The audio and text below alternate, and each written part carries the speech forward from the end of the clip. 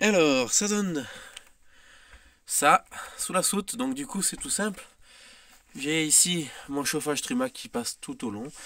J'ai ma vanne d'ouverture, donc l'eau rentre ou l'eau se vide, ça dépend comment on voit les choses et comment on s'en sert. Et puis ma vanne de vidange, voilà, donc elle passe sous la douche. Et puis il y aura un petit coup de mousse expansive pour isoler tout ça. La mousse expansive, je la ferai quand j'aurai tout fini. Donc nous gardons le trou des... C'est le trou qui permet du remplissage par défaut en 38. Et donc moi j'ai percé. Mais j'en ai pas l'utilité étant donné que l'installation fonctionne très bien. Vu que je récupère toute l'eau au niveau du bas des cuves. Donc en fait le vase communicant fonctionne extrêmement bien. On peut voir de l'autre côté du coup. L'autre côté, on a le chauffage qui arrive Truma, hop, directement, pareil, il va falloir mettre un coup de mousse ici, voilà. Et ça, c'est le côté inverse, voilà. C'est le côté de l'autre côté, inversement, voilà. Maintenant, on va aller voir à l'intérieur. Donc du coup, j'ai remonté le meuble comme il faut. J'ai réussi à pas le péter, hein. Ça a été quand même assez dur avec les vis rouillées. Là, nous avons... Bon, il manque un tuyau ici, hein, parce que forcément, je le change aussi, pareil, il fuyait. On a notre tuyau vase communicant qui est ici, qui arrive là. Donc j'ai coupé la ferraille qu'il y avait ici, voilà. Voilà, donc... alors, elles sont sanglées, les cuves, hein. Les deux cuves d'ailleurs, hein, je tiens à préciser. Ici, nous avons notre petit lit, voilà, ça c'est le lit, directement. Et je me suis permis de faire un petit caisson, voilà. On peut voir le chauffage. Il y aura une prise 220 aussi là-dedans. Et là, on voit la trappe de service pour le nettoyage, s'il y a. Et on voit aussi le tuyau jaune, c'est les vents. Voilà. Est-ce que ça en valait la peine de se faire autant chier? Parce que j'ai quand même travaillé 3 jours. Et par contre, attention, je suis pas ébéniste, ni menuisier, ni ce que vous voulez. Moi, je fais de la bricole. Et voilà, j'ai des amis qui m'aident de temps en temps. Et voilà. Alors maintenant, il va falloir que j'isole tous ces trous là qu'ils m'ont fait là. Hein, il y en a partout des trous là, vous voyez là, et chez eux, je sais pas, ils sont abonnés. Non, en fait, je pense que ça devait être des options. Et à l'époque, ils devaient pré-couper les plaques. Et puis, en fonction de ce que tu prenais comme option, eh bien, ils te foutaient les accessoires. Or, ben, le mien, il y a des trous, voilà. Donc, je vais les boucher. Bon, voilà. Et puis, on peut voir d'ailleurs que mon ruban de LED a bientôt 3 ans et que ça fonctionne toujours à merveille. Concernant le véhicule, ben, pas plus, hein, il est dans son jus et voilà, donc on va bientôt prendre la route maintenant. Et voilà. Allez, sur ce, je vous laisse. Très bonne continuation, tout le monde. Passons à la partie technique.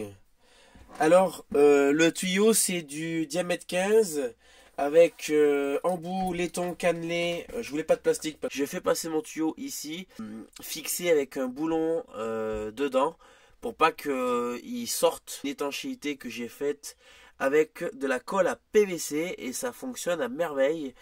J'avais mis dans la vidéo que vous allez voir tout à l'heure, enfin, juste après ça, vous allez voir du silicone.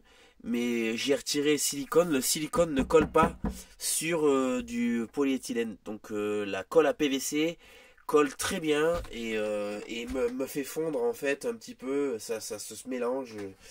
Ça se mélange, voilà. Donc deux petits coups et impeccable.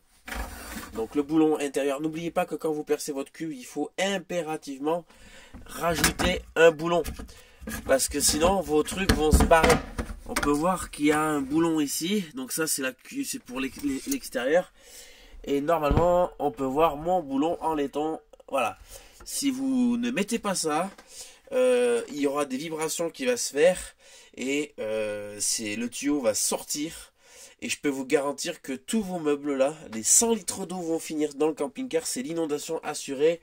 Et là, vous pouvez faire marcher l'assurance parce que tout va pourrir. Hein, c'est clair et net. Déjà, quand on voit des petites infiltrations d'eau, goutte à goutte, ça fait des dégâts énormes. J'imagine 100 litres d'eau.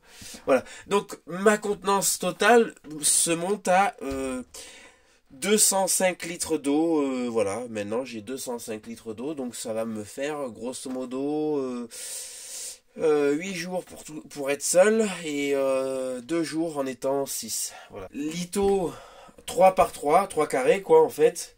Et plaque d'OSB en 0,9. Donc voilà, plaque d'OSB en 0,9, ça suffit, c'est largement assez solide pour faire ce qu'on veut, et voilà.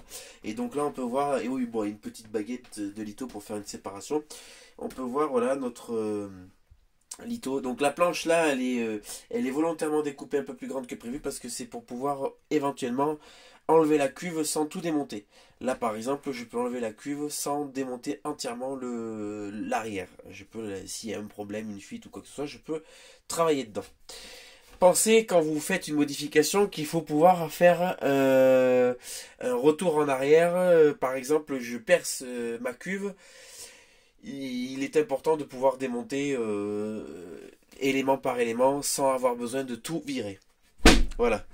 Passons maintenant aux parties techniques à l'intérieur. Donc ici vous avez la soute.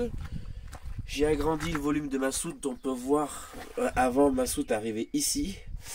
Donc c'était un volume perdu. Hein. C'était donc vous voyez j'avais la moitié encore du volume que j'ai actuellement. Donc là j'ai vraiment augmenté. Le souci, j'ai remarqué qu'il va falloir que je fasse des étagères. Il serait intéressant de profiter en fait.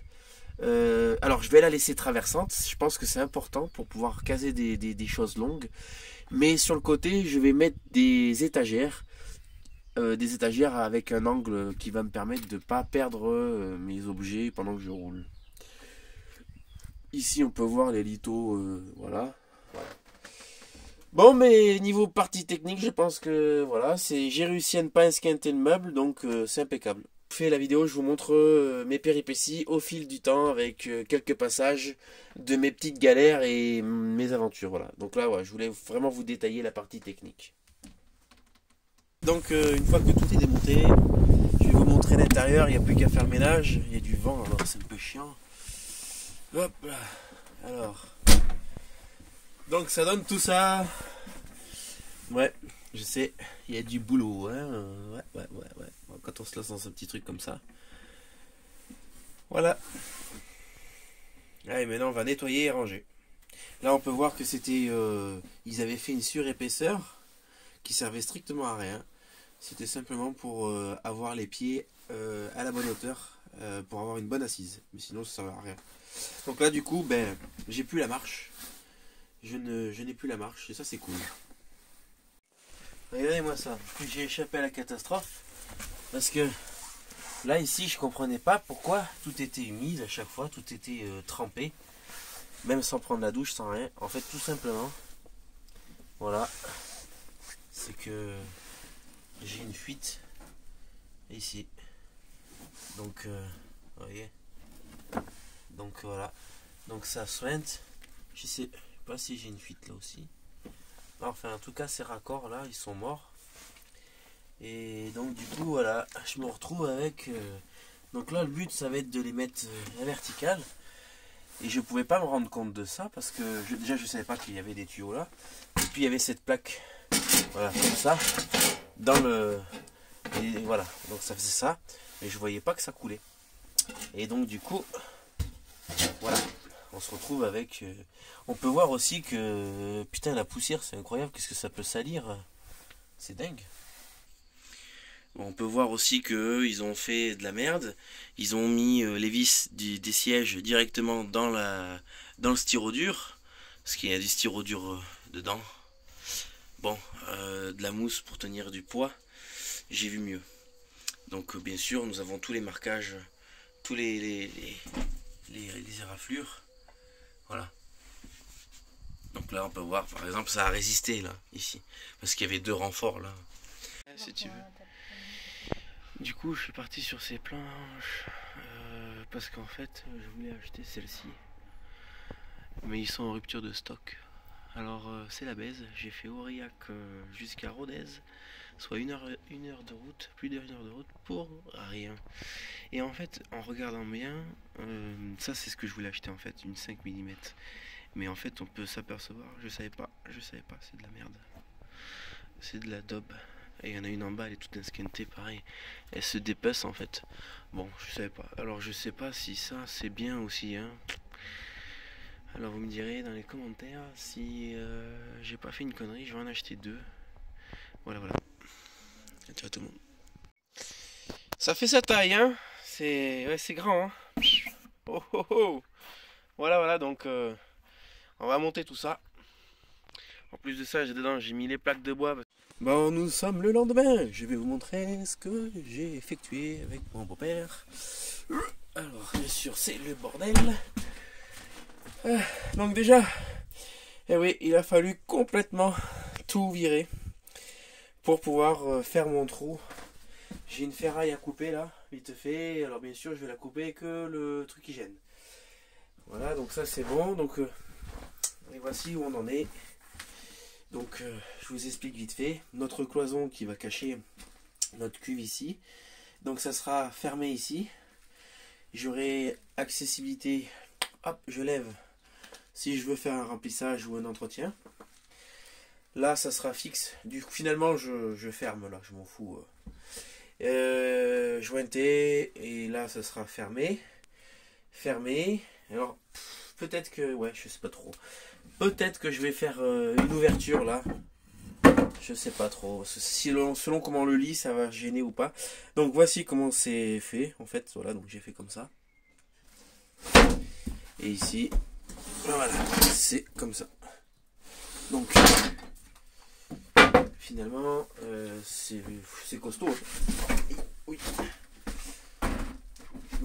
Donc voilà, voilà une fois fermé, cloisonné. Bon, faut que je dévisse ma cuve. Ouf. Donc là, on est dessous. Dessous. Donc vous pouvez voir que mon camping-car est en très très bon état. Niveau châssis très enroulant. Il va peut-être falloir faire une petite vidange du pont aussi. J'ai retiré la cuve parce qu'il y a une fuite. Et en fait, c'est pas Jojo, hein. Alors, les sangles qui sont ici sont bouffées par la rouille. J'ai jamais vu ça. Bouffées par la rouille. Bon, il n'y a plus qu'à faire un grand nettoyage et à vérifier ce qui est mort et pas mort. Alors le plancher est traité, mais la douche, je sais pas. Ça va me permettre de te refaire toute la durite. Nous sommes au 3e jour. Et avec la mauvaise surprise, de toute façon c'est tout le temps comme ça avec les camping-cars, c'est toujours des mauvaises surprises. Donc j'ai compris ce qui s'est passé. C'est qu'en fait, ici, il y avait un joint. Et je sais pas, bon, avec le temps, ça c'est un joint silicone, ça s'est enlevé. Et quand on faisait le remplissage, très souvent, j'attendais que ça déborde. Et en fait, tout simplement, ça coulait juste de quoi tout faire pourrir. Et ça se voyait pas dessous, parce qu'en fait, il n'y avait pas assez d'eau pour inonder, mais il y avait assez d'eau pour tout foutre en l'air. On enlève les raccords. Je vais refaire aussi mieux le passage d'électricité, parce que c'est pas terrible là ce qu'ils ont fait. Et comme vous pouvez voir, niveau isolation, c'est catastrophique. Je comprends pas pourquoi on fait un trou de 30 cm pour faire passer une durite de 10. Mais bon, il faut reboucher ce trou. Enfin ouais, voilà, enlever ces merdes. Ça s'est désagrégé. Ça a rouillé, ça s'est désagrégé. Ça. Donc même en cas de crash avec le véhicule, en cas d'accident, eh bien, ça aurait été inefficace. Voilà, ça sera tout. Et puis voilà, concernant la cuve, j'ai collé ça avec de la colle à PVC pour l'embout là, qui va arriver ici comme ça. Et puis ça sera tout. Voilà, donc on va refixer, sangler, on va sangler la cuve, l'autre cuve on va la sangler aussi. Donc remplissage cuve aux 3/4. Alors en fait, dès qu'on arrive à un certain niveau, la pression se fait beaucoup plus forte. Et du coup, ça s'équilibre nickel.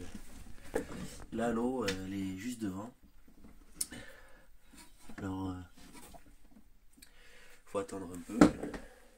Je vous ai fait un petit album photo pour que vous voyez la restauration de la Capucine qui a été effectuée il y a 3 ans avec moi et mon beau-père en fait. Donc voilà, ici toute cette partie-là était endommagée. Quand j'ai acheté le camping-car, en fait, je l'ai acheté en connaissance de cause. Il avait l'ancien propriétaire, d'ailleurs, qui nous a quittés la semaine dernière, il est décédé. Il avait tapé un balcon, en fait, ou je sais pas, enfin en tout cas il avait pris un choc. Il a, je sais pas, mal assuré, je sais pas trop pourquoi le comment, mais c'est resté 6-7 ans comme ça. Les infiltrations sont rentrées dedans en fait, dans le camping-car, et ça avait coulé, voilà.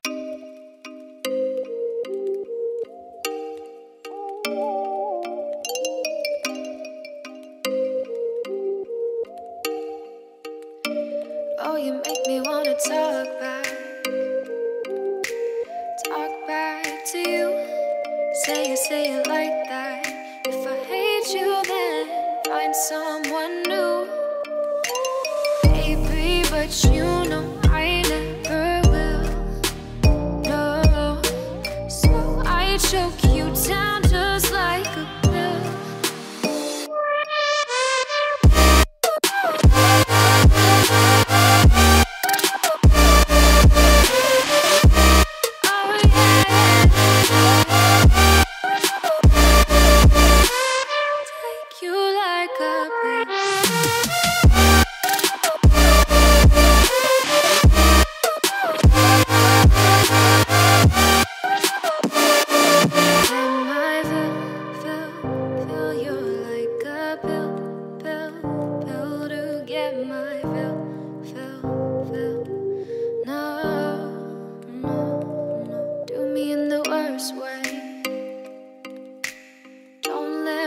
Sleep, never say sorry.